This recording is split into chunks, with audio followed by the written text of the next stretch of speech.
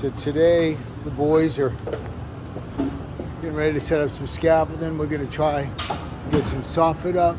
Fred's getting ready to finish up in the bathroom a little bit. We had to build this special little baseboard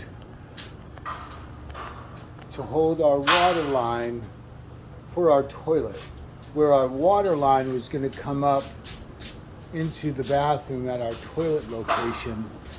The framing of the trailer was a problem for us to get it where we wanted it, and we didn't want it to be on the outside wall for the fear of freezing. So Fred came up with this ingenious little plan where we just boxed out our baseboard that'll be behind the toilet. And that's where that connection will happen, all in the comfort of conditioned air, so those water lines should not freeze. Right here. Underneath the floor, all the insulation is adequate, R21, to cover the lines that are ran underneath the floor. So that's where our toilet will land, water line wise.